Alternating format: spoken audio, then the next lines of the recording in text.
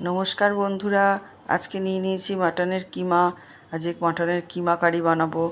আজ প্রথমে আমি মাটনটাকে গোটা গরম মশলা আর রসুন দিয়ে ভালো করে সেদ্ধ করে নিয়েছি। স্টকটা আলাদা করে রেখে দিয়েছি, আর এই যে মাটনের কিমাটা আলাদা করে নিয়েছি। এবার আলুর টুকরো করে কেটে সেটাকে চুরচুর করে ভেজে তুলে নিয়েছি।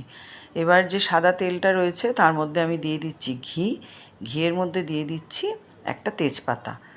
আর এইবার আমি দিয়ে দিলাম পেঁয়াজটা বাটা, কারণ যেহেতু কারি হবে সেহেতু আমি পেঁয়াজটাকে একটু বেটেই ইউজ করেছি। এবার পেঁয়াজটাকে বেশ লাল লাল করে ভেজে নেব। এই যে আমার পেঁয়াজ ভাজা মোটামুটি রেডি হয়ে গেছে। এর মধ্যে আমি দিয়ে দিলাম আদা রসুনের পেস্ট।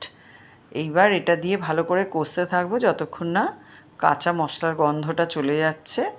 এরপরে আমি এর মধ্যে দিয়ে দিচ্ছি টমেটোর পেস্ট দিয়ে ভালো করে আমি আবার নাড়াচাড়া করে কষিয়ে নিলাম। নিয়ে এরপরে আমি নুন দিয়ে দিলাম, আর ওই টেস্টের ব্যালেন্সের জন্য সামান্য একটু চিনি দিয়ে দিলাম। এবার দিচ্ছি হলুদ গুঁড়ো। এবার আমি এর মধ্যে আর আদার্স কোনো মশলা ইউজ করব না, একটু লঙ্কার গুঁড়ো ইউজ করব আর একটু কাশ্মীরি লঙ্কা। এইবার আমি ভালো করে এটাকে কষাতে থাকবো। আর এই যে মাটনের যে স্টকটা, সেটা আমি এই যখন কষাবো তার মধ্যে অল্প অল্প করে দিতে থাকবো, তাহলে এইটার টেস্টটা অনেক ভালো হয়। এইবার দিয়ে দিচ্ছি সামান্য একটু গরম মশলার গুঁড়ি দিয়ে আবার আমি দিয়ে দেবো একটুখানি মাটনের স্টক। এইবার আবার আমি এটাকে কষাতে থাকবো। এইভাবে এটা কষে গেলে তার মধ্যে এবার আমি দিয়ে দিলাম মাটনের ওই কুচোগুলো আর দিয়ে দিলাম আলু।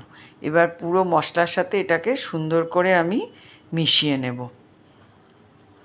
এই যে আমার মেশানো একদম রেডি হয়ে গেছে। এবার আবার আমি এর মধ্যে দিচ্ছি মাটনের স্টক দিয়ে এটাকে আবার ভালো করে কষিয়ে একদম শুকনো করে নিয়েছি। এই দেখো, এবারে ফাইনালি বাকি যেটা রয়েছে সেই স্টকটা এবার আমি এর মধ্যে দিয়ে দিলাম। দিয়ে এবার একটু ভালো করে এটাকে আমি ফুটতে দেব। ব্যাস, আলুগুলো নরম হয়ে গেলেই এটা আমার রেডি। এই যে সার্ভ করার জন্য একদম রেডি হয়ে গেছে। এটা একটা রাতে রুটির সাথে খুব ডিলিশিয়াস ডিশ। তোমাদের কেমন লাগলো জানিও। ভালো লাগলে লাইক কমেন্ট শেয়ার করে দিও।